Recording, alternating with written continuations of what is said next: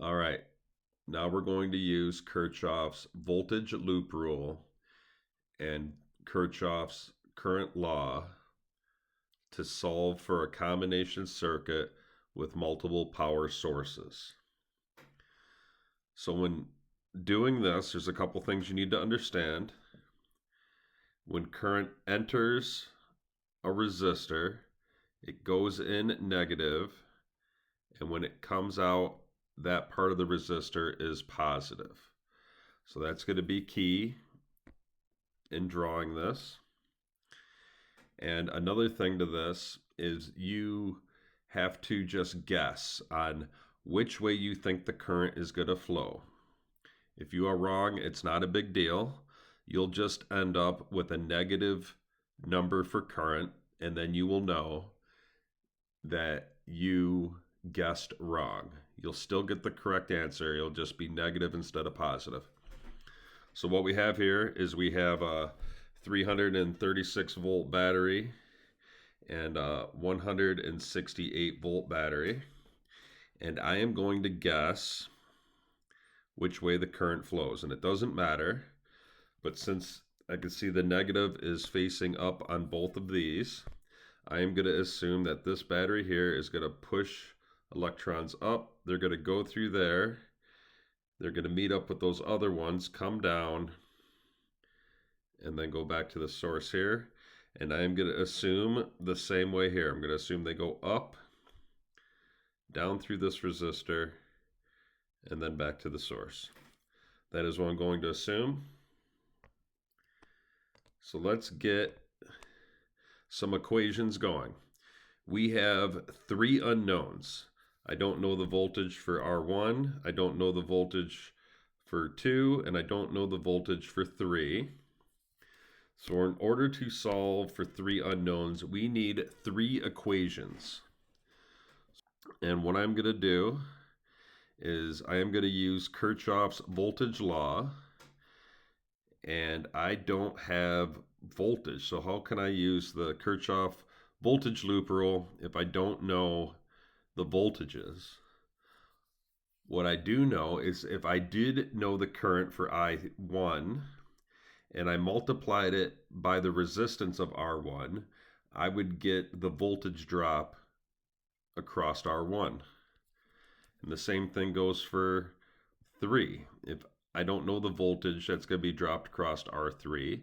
But if I knew the current I3, I could use that, multiply it with my resistance, and find the voltage drop across I3. So that is sort of how we are going to set up these equations. I'm going to start this voltage loop right here. 336 volts minus the voltage dropped across R1. So let's just write that real quick.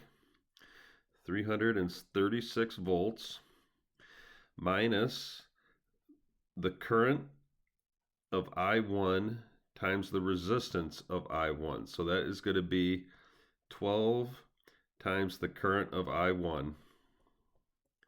12 ohms times the current of I1. That is going to be the voltage of E1, right? This is negative, this is positive, negative, positive. Going to come this way. I'm coming in negative, so I'm going to go minus the voltage drop across R3. So this is going to be, if I knew the current for I3, it would be 6 ohms times I3. Come back this way, back to the source. This has to equal 0. Now let's do the other side. I'm assuming that current's going to come out of here and go this way, meet up with the other current, come all the way around. That loop should equal 0. If my current is entering this way, that's going to be negative. This is going to be positive. I'm going to meet up with the current from the other battery and come down, and that resistor's laid out the same way. So let's start this thing here. I'm starting off with 168 volts. I'll just write that here, 168. Coming up here, I'm going into the negative side, so this is going to be minus whatever voltage this is. So if I knew I2, this would be 3 ohms times the current of I2 would equal that voltage. Come down here. Now I got resistor number 3. I don't know that voltage either, but I know that that voltage is going to equal 6 ohms times the current of I3. Come around here, nothing else, back to the source. This has to equal 0. I could do another loop, but let's tie in Kirchhoff's current law. We know that all the current that enters a junction and leaves a junction must equal 0. So in turn, if I take the current of I1, it's coming into this junction here, and the current of I2, if these both come into this junction, whatever leaves has to be I3. So our equation could be the current of I1 plus the current of I2 has to equal I3. So those are our 3 formulas. We have 3 formulas. We have 3 unknowns. We can solve this now. So let me come down here and let's start doing some algebra here. I want to get, let's take this right here. I want to get my number on one side and my variables on the other. So in order to get 336 on the other side, I would have to subtract 336, and I would end up with negative 12I1 minus 6I3 equals negative 336. I don't like all these negative numbers, so I'm going to multiply each side by negative 1. And if I multiply that side by negative 1, I got to multiply this side by negative 1 and this side by negative 1. And what we have is 12I1 plus 6I3 is going to equal 336. That's a good equation. I'm going to write a square around it. And I want to do the same. Oops, let me get a different color here. I want to do the same with this formula here. I want to get 168 on the other side, so I got to subtract 168 from both sides. And just to save some time, I'm just going to multiply each by negative 1. That way I just have a positive formula. And that would equal 3I2 plus 6I3. And that is going to equal 168. Another good formula. All right, so now what I want to do is I want to get 2 equations with the same variables. And since I don't like dealing with negative numbers, I am going to substitute I3 for what I3 equals. And we know that I3 is going to equal I1 plus I2. So right here, I can substitute this I3 for I1 plus I2, and it's going to look like this. 12 I1 plus 6 times I1 plus I2. I substituted I1 plus I2 for I3. Now I just got to distribute, and I'm going to end up with 12 I1 plus 6 times I1, so 6 I1, 6 times I2 plus 6 I2. Combine like terms. 12 plus 6 is 18, plus 6I2, and that is going to equal our original number of 336. Good number, or good formula. I'm going to do the same thing here. I'm going to have 3I2 plus 6, substitute I3 for I1 plus I2, and this will equal 168. I should have did that on the other side. I didn't realize it until I got to the bottom, but that's what it equals. I'm sure you understand that. Let me move this a little bit. Move up, okay. So now let's just distribute 3I2 plus 6I1 plus 6I2. And that will equal 168. Combine like terms. I'll have 6I1, and then I have a 3I2 and a 6I2. Those will add together to become 9I2 equals 168. That's a good formula. All right, now what I want to do is I want to subtract one equation from the other where I eliminate a variable. What I'm seeing here is I got 18I1 and 6I1. That's easily done. I can convert this, I can make this one here 18I1 by multiplying it by 3. So if I multiply this side by, if I multiply that by 3, I got to multiply this one by 3, and I got to multiply this one by 3. So 3 times 16 is 18. 18I1 plus 9 times 3 would be 27I2. And then over here, 168 times 3. Oops. What is going on? 168 times 3. I'm going to have to get the calculator out for that. 168 times 3. That's going to equal 504. All right. So I have turned this equation into that equation.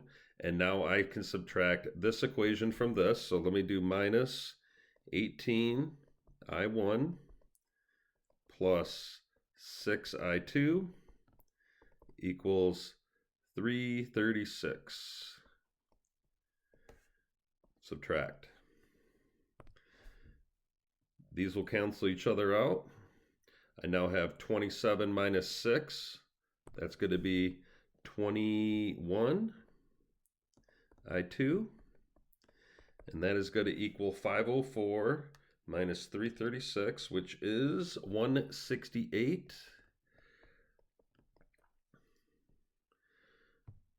Oops, I don't know what's going on. They did that all day in class too. All right, so now to get I2 by itself, I got to divide each side by 21. I2 equals 168 divided by 21, which is 8 amps. I2 equals 8 amps. I can now take this I2 and I can put it in any one of these formulas. Let's put it in right here. So I'll have 6I1 plus 9 times 8 equals 168. 9 times 8, 72. So I have 6I1 plus 72 will equal 168.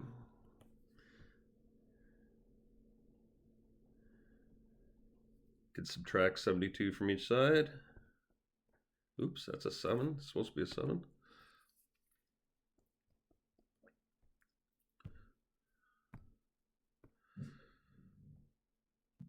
I will have 6I1 equals 168 minus 72 will equal 96. Divide each side by 6. I1 will equal 96 divided by 6, which is 16. 16 amps. That is what I1 is, and now I know I3 equals I1 plus I2, so I3 would equal 16 plus 8, 24.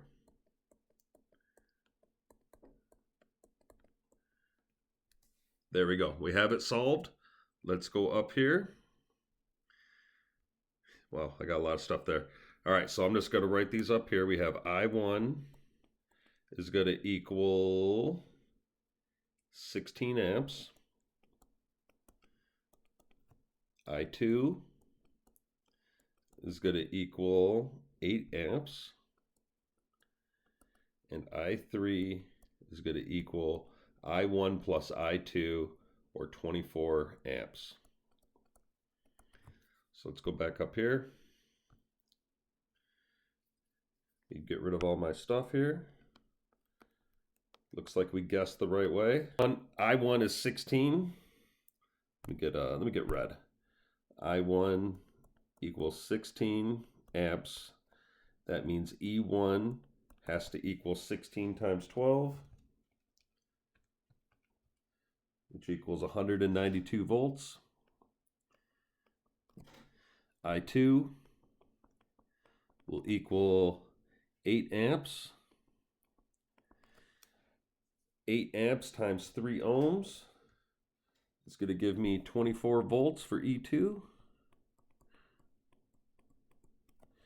And then E3, so I3 equals 24 amps.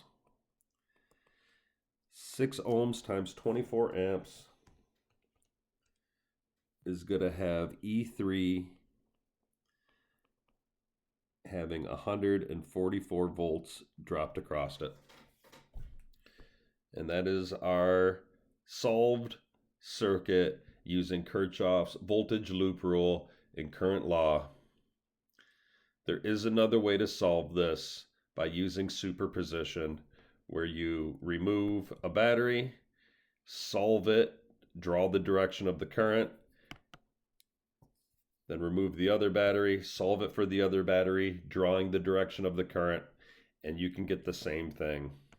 This comes in handy when you have multiple sources, multiple paths. You could do these loop rules, and as long as you sort of understand algebra, you can work your way through it. Hope that helped.